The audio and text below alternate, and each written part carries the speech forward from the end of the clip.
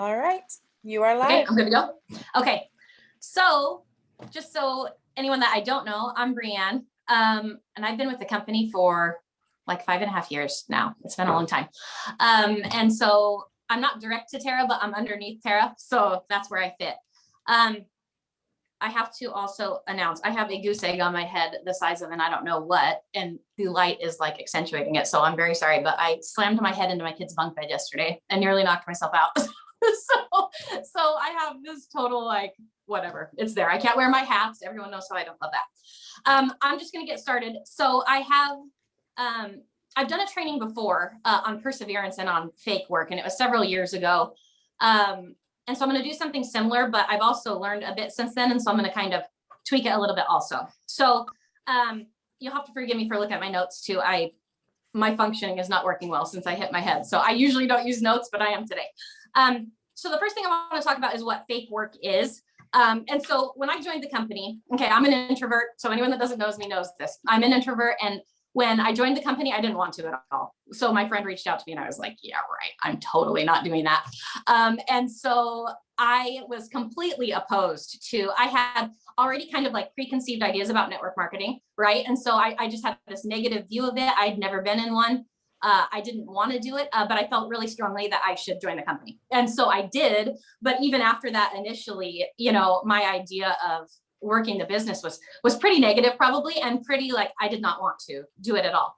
And so what would happen in the beginning, it's kind of comical now, but I would sit around thinking a lot about Monade. Actually, I would think about reaching out to people, and I would think about all these follow-ups that I had to do. And I would spend an hour trying to properly word. I'm kind of a thinker, I'm analytical. So I would sit there for an hour thinking about how I'm going to word this follow-up or word this reach out. And I would sit there with anxiety, like pushing the button to reach out to somebody new about anything. And so I put a lot of, I guess I call it like a mental expenditure into Monade. I would sit there thinking about it for hours a day. I would put all this thought into it. And so at the end of the day, I would think to myself, oh my gosh, I did so much work. Like Monade is just exhausting. I'm just doing it all the time. When the reality is, what did I do? Maybe reached out to one person and maybe followed up with one person, but the mental expenditure was such that I thought that I was doing a lot of work with Monade. So that's what I call fake work. Okay, we put a lot of effort into our anxieties and our fears and our whatever. Everybody's different. Everybody has a different personality. So whatever that looks like for you, we spend a lot of time doing fake work, and none of it involves income producing activities at all. And so I've gotten a lot better about this, hopefully, over the years, that I don't do that as much, and I'm quicker to move. But what happens is there's all sorts of strategies that to help you overcome that. Okay, so there's different things for everybody. I know a lot of people have read the 5-second rule, I think is the book. I haven't even read that yet, but it's where you give yourself 5 seconds to make a decision. So instead of me sitting there for an hour, like, oh my gosh, I can't hit send. Oh, she's going to think I'm crazy. Whatever. Instead of doing that, I have 5 seconds and I just push that button, and that's kind of the premise behind that, I think. And so there's that, there's different ways you can hold yourself accountable for doing your income producing activities. For me, I decided at that point, so this was several years ago, but I decided at that point that I was just not going to bed until it was done. So I'm a night person anyway. So if I wanted to sit up there and, fret about it or whatever, fine. But until I did it, I wasn't going to bed. And so I really had to get to where I'm like, okay, just get it done, check it off the list, and then it's done. So all of this basically comes down to mental toughness, honestly. It comes down to discipline.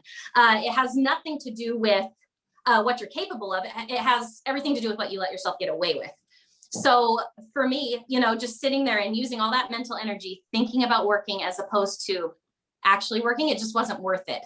And I hope nobody's asking questions. I'm all of a sudden seeing all those pop up. I can't focus on 2 things at once. So if you're asking anything, someone will have to tell me because I don't know. But so it's a total mental toughness thing. It's a completely a personal brain power thing about what you're going to let yourself get away with and what you're not. And that's where this other part of this comes in. So as the years have gone on, I've thought about this a lot more. And especially recently, and this is something, I don't know that this is an actual thing. This is just what I call it. I call it your functional threshold. That is what I call it, just from my personal situation. So we all reach either a mental or emotional or physical threshold of where we think we're done, right? We think that we've reached the max level of stress and we can't do another thing. And this is where we sit.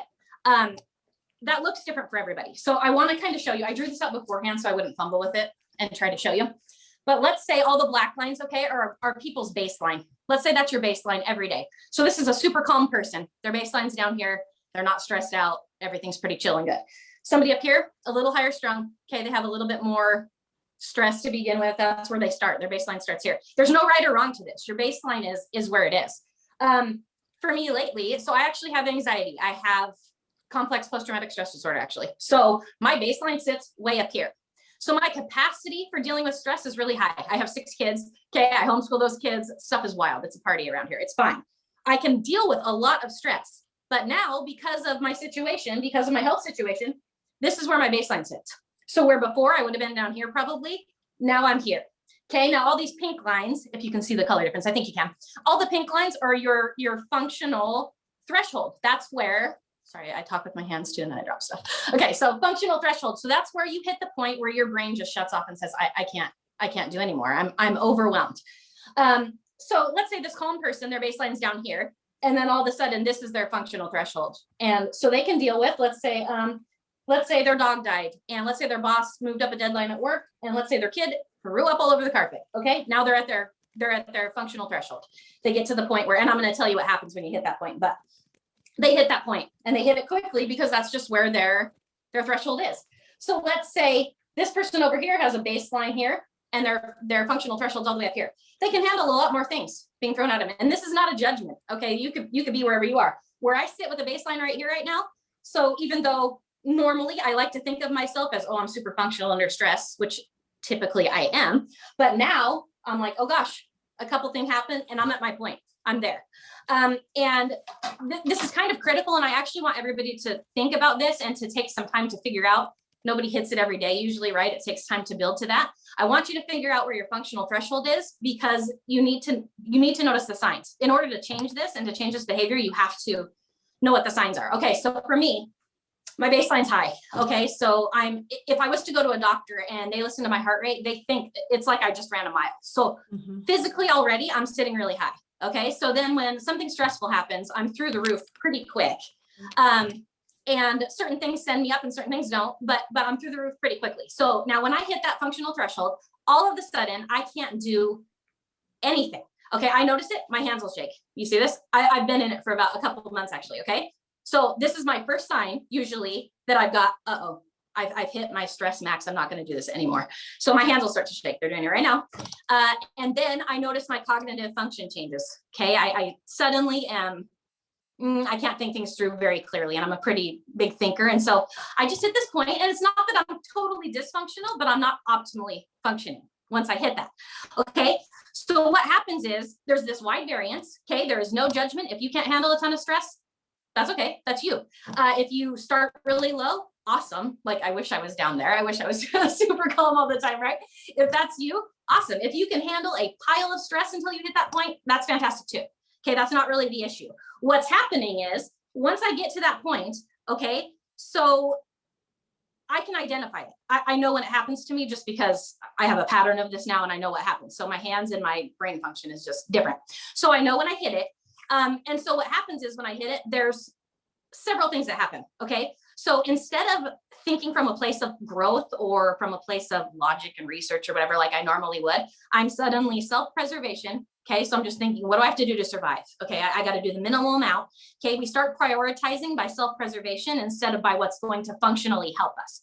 So I operate off emotion instead of off of logic. You know, I can sit any other day and think things logically through, but I hit that point and then my emotions are high, and then I'm running off of, okay, what am I going to do?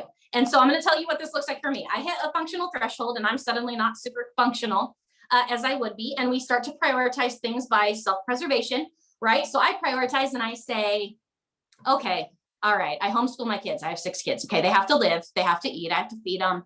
I've got to do their school, like that's on me. You know, oh my gosh, my living room has to be clean because what if somebody comes to the door? They're going to think we're total pigs or whatever, right? So I think that these are the things that I have to do. And so the first thing that I would get rid of is Monate. That is what I would do. I'm not telling you that's the right thing to do. I'm telling you that's what I would do. I would say, oh my gosh, I have all the other things. I don't have the mental capacity or the emotional capacity or physical, whatever it is, to do this right now. And so that's what I get rid of. The mistake here is that Monate, honestly, is the answer to a lot of my problems. right? It's the answer to a lot of our problems. And so the things that are going to bless us, the things that are going to help us, the things that are going to make us grow are the things we need to be doing. And those are the ones we tend to shove down the list on priorities when stuff gets rough. And so I want to talk about how not to do that. And I'm a work in progress. So I'm still learning, and I still have times when I'm like, oh my gosh, I haven't done my reach outs in a week and I don't care. And I can't do it, and my mind is just crazy. But I like to think that as time goes on, that I'm improving with that I can logically see, okay, I need Monat. Monat's going to help me. I need to do my IPAs. Honestly, you guys, if you take out all the fake work, IPAs don't take that long. They really do not take that long to reach. I mean, I don't know what your goals are, but let's say you're reaching out to 5 new people. It really takes 10 minutes like that. That's not an exaggeration. And so if you're taking the fake work out of it and you're taking all these priority issues and these functioning issues out of it, Monat's easy. It's a piece of cake. And so I want to talk about how to do that. So for me, I hit that and I get to that point and I have to logically say, okay, Brianne, no, you have to do this. You need to do your Monat. This is important. And this is kind of just like the other thing. This is a mental toughness issue. Okay. This is a brain functioning issue. So our brains are designed to keep us safe and comfortable and calm. Okay. That's what they're designed to do. The capacity of our brains is huge. Okay. But they're designed to keep us pretty level. Our brain doesn't want us growing. Growing is uncomfortable. Growing causes fear. Growing causes anxiety. Okay. So when something presents itself that we're feel fearful about or have anxiety over, our brain instantly says, oh, no, don't do that. No, don't do that. Go sit on the couch and watch Hallmark movies instead. Okay. Don't do that. Don't do this. Okay. Your brain is just designed to do that. But your brain is also designed to reach you to heights that you cannot even possibly comprehend if you can train your brain. If you can train your brain and if you can say to your brain, hey, I know that I'm at my capacity right now. This is a non-negotiable. I have to do this and I'm going to do this.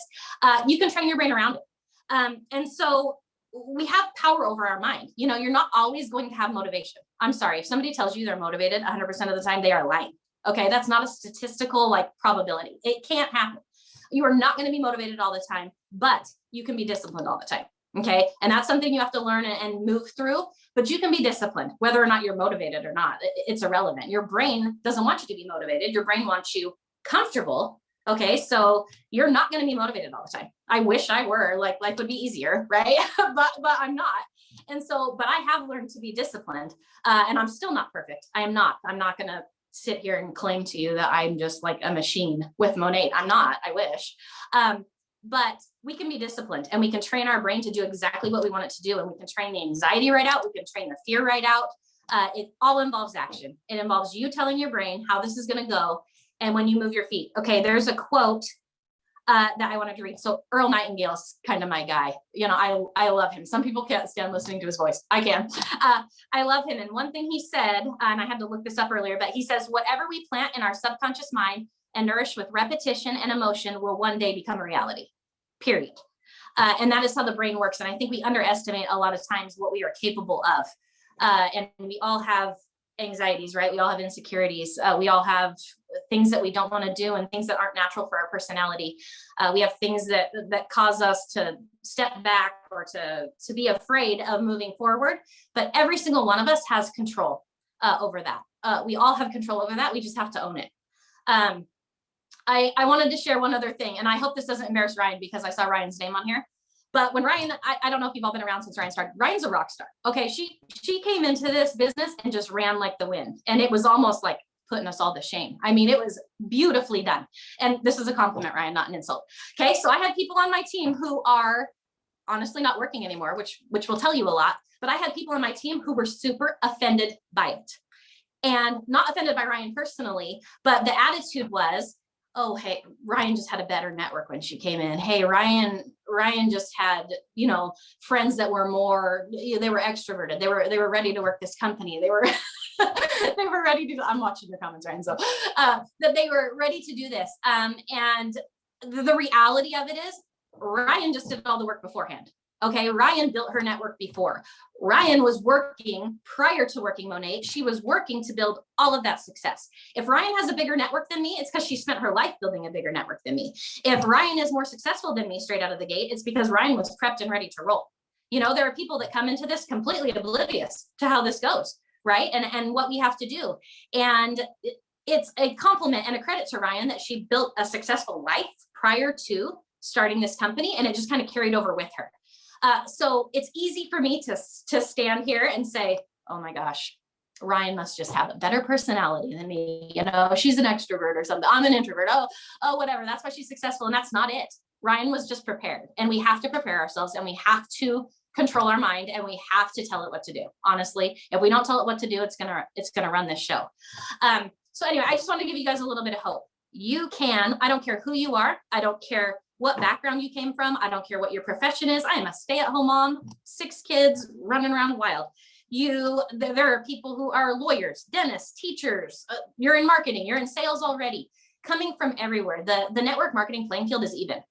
Okay, and a lot of people will tell you that it isn't, but it's totally even. It doesn't discriminate against anyone, and anyone can be successful if they just choose to take the steps to tell their brain, this is what I'm going to do, and I'm going to do these activities. And if you eliminate the fake work from your life and you just consistently over and over and over do the little things that you know it's going to take, whether the success is instant or not, it's not always, but if you're consistently doing that, then it happens. So I just wanted to give you guys a little bit of hope. It doesn't matter where you came from. It doesn't matter what your challenges are or what's going on in your life. I have a lot. I understand that there's horrible things happening with everyone, and the majority of us have no idea, you know, what's going on behind closed doors. I can sit here and smile, and nobody knows what my life is like behind, right? And it's the same for all of you.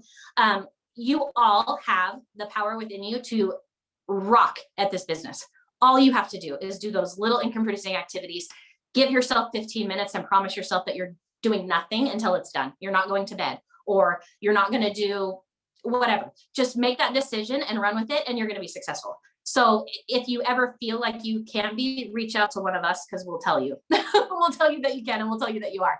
So I don't know if there's any questions. I don't know if mine was really a question kind of training, but if anybody has them, then, you know, holler, or I'll try to go through this when Tara's talking or something and see. But anyway, you guys rock, and I love you, and just know that choose it and you can do it. I promise. So that was awesome, Brianne. As always, I mean, just your training and the way you put things, just the simplicity of it. And one of the things that you mentioned that I absolutely loved where you talked about the functional threshold. And I don't know if you've gotten that from a self-help book, or if that was just something that you just came up with. It just makes sense. I see it in my own life where you were like, you just recognize the signs. I would have never put it that way, but you have that baseline. And I know that as a military spouse, my functional threshold drops when my husband is gone. And so usually there'll be signs, and my husband will joke with the boys, is like, she's about to go chickie on y'all, start cleaning, start picking up your stuff. But it's like the clutter starts to really stand out if there's stuff on the counters or whatever.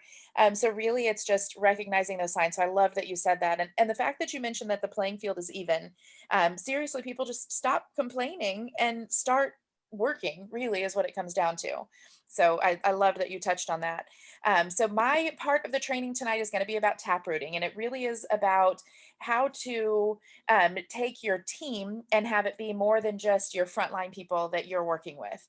Taprooting is literally just what it sounds like. You are reaching down into your team, you're going down into the roots of your team, and you are going to be working with the people on your team that might not have somebody else that they're working with, or if there's another leader, maybe that leader has stepped away because of things that have happened in their lives. But it's basically identifying the people on your team that might need help, that may not be getting the help that they need, or that they're just looking for something a bit more. And it's not a ding or a dig against the people that might be in, like Brianne mentioned, she is not direct to me, but she is on my team. And so the taprooting, I mean, we've worked together from the very beginning, but had we not, then the taprooting would have been me reaching out to Brianne when her sponsor, there was some major things that went on in her life. And so it was recognizing that and reaching out to Brianne, like, hey, we're still in this together. Let's go ahead and do this. There are some ways to identify it. Identify the people on your team basically, but just by volume alone, you want to run reports. I'm going to touch on a couple of those reports, but really you'll see people show up. When you see people showing up on the team page where they're engaged and they're commenting, and you see them on the pages, Team Believe or any of the other, if you have another team page, I know Ryan has Team Anchor. So if you have those team pages and you see your people, not just direct to you, but the others on your team that are commenting and staying engaged on those pages, those are the people that you want to reach out to by private message and just let them know that you're there. Let them know that you're ready to lock arms with them, that you want to work with them. If they are already working closely with a sponsor, usually if that sponsor is direct to you, you've got a close relationship with them anyway. Or if you don't, you might want to bring that forward by message threads, WhatsApp, just staying in touch with people. But it really is just identifying the people on your team that want to work, because these are women that are just like you. They have their business. They want an income from this business. They want the sisterhood. And it's really identifying the ones that want to work. When you get to the end of the month, you can pull just a basic volume report, and that's going to tell you a whole lot. Who is generating volume? And maybe they aren't hitting rank, but they've got a lot of volume. If they're hitting personal volume, but they're not building their business, they're not adding market partners, that might be a conversation that you want to have with them. Why do they have so much PV, but they're not adding active lines? So it might be a conversation that you either want to have yourself, or get me or Ryan or Stephanie or Tammy Jordan or one of the other leaders involved with how to have a conversation with them about bringing in business partners and not just VIPs and retail. Some of the things that you want to identify are, and actually I have a post scheduled to go at 9:15 on Team Believe that touches on some of these reports, but it's who's in their final month of Smart Start, who's in the final month to get their MMP, AMB, and MB bonuses. Those are the ones that there's a timeline associated with it. So you want to make sure that you are reaching out to people and let them know, hey, you're this close, but you're about to miss out on this bonus. It is not difficult to get to those ranks, you guys, if people are working. And that's really something that you've got to just lay out there. Like it's not something that is out of reach. It really is just letting people know how simple it is. Managing market partners, 300 in personal volume, and a couple of people that are working with you. And literally that's it. If you can make enough people see how simple that is to get to, you're going to go all the way to the top of the company, because that is basically, I mean, that is the cornerstone of the entire company, is the MMP rank. When you get to the end of the month, and I want to talk quickly because I know we only have a few minutes left. When you get to the end of the month, you want to do the reports, and actually this will be in the post that goes live at 9:15 on Team Believe. Who's close to a new rank and might need some encouragement? Who needs a heads up that they're close to hitting a new rank? Who's close to a career rank, but maybe they just need a little bit of volume and structure? It's your responsibility as the upline leader to figure out who has that structure, who has the structure basically in place for a new rank or their career rank, and they're just missing one thing, or maybe two things, that you can reach out to them and say, these are the things that you need before the end of the month to make this happen. The reports that I have mentioned are in the stepping into leadership module in the back office. They are going to be on Team Believe. One of the other reports that I wanted to mention is the birthday report. You can pull this report at the beginning of the month and let all your VIPs know that they're going to be getting that code. That code has to be used by the end of the month. This is really a way for you to bump up your own personal volume, but you also can let the people on your team know that they can pull that report themselves. Um, you want to pull it no later than the 25th of the month, because that's the last day that the that the flex ships run. After the final flex ships have run, if you have not reached out to your VIPs, make sure that you do that and let them know that there's that birthday code. If they don't have it, you can call customer service or chat with customer service and they can get those for you, I believe. I say that, and then things change with customer service all the time. So don't quote me on being able to get them, but you should be able to contact customer service for those. One other thing that I wanted to mention is that for these reports, Shannon Massey and Melissa Swaney for MMBs and above, they're doing the training on Thursday for reports. There's going to be a lot of in-depth information on those reports. So if you're MMB and above, log into that, plug into that training, and then share the information with your team. These are trainings that are put together for leaders in the company to be able to take that information back and basically just take it to your team. So make sure that if you are at the MMB rank or above, that you plug into these trainings. The people on your team that are not yet at MMB don't have access to them. So you've got to be sure to get that information and share it with them. Post it on Team Believe, post it on Team Anchor, or whichever page that you are most engaged with. to share that information with other people. Because one thing that I have found is that when you are sharing information and you're engaged, your team is going to do what they see you do. So if you stay engaged and you're commenting, not just on your own people's stuff, post on everybody's stuff. I mean, it is a sisterhood, you guys. We are here to support people, whether they are on our own team or not. And just make sure that you're showing the love. Like, don't worry about who's on whose team. Just share the love. Like, that really is what it's all about. When you give, the universe is going to give it back to you. That's the bottom line. And it truly is as simple as that. You give out to the world, you're going to get stuff back from the world. But that's basically it on taprooting. You just want to identify the people on your team that need somebody, and just make sure that you're that person. Just step into that role. If you don't feel like a leader, just be a good human. Step into the role and say, hey, I might be able to help you. This is what you need. And if you reach out to somebody at the end of 1 month and you let them know that they might have just a little bit of structure that they're missing or a little bit of volume, and they don't respond to you, don't take it personally, but make sure that you build that relationship. So the next post, act like they're just a prospect. Make sure that the next comment that you leave or next message that you send to them is not about Monate, because people don't want to feel like they're just a number, that you wait until the end of the month and that's the only time that you're reaching out to them. People will notice if the only time that you reach out is, hey, you need this volume at the end of the month. I see that you're not active. That's another report that you can pull, is to show people that they're active. If you have somebody at like 170 PV, but they have 2000 in downline volume, they're not going to get paid on any of that volume unless they're at their 200 PV to be active. So definitely something to keep in mind. It seems basic to us. For people that are newer, they might not understand that they have to be active that month in order to get paid on that downline volume. And you don't ever want people to miss out on a paycheck when it's on there. But absolutely, what Ryan just said, where you cheer on other women, that really is what we're here for, you guys. We are all in the same boat, just locking arms together, wanting success out of this business. You wouldn't be on this call if you weren't committed to your business. And so it really is just, the resources are there, but you can also be that resource for other people. Just being a light to everybody, like the president of the company always says, be that light. And really it just reflects on yourself too. So does anybody have any questions about Brianne's training or the taprooting training?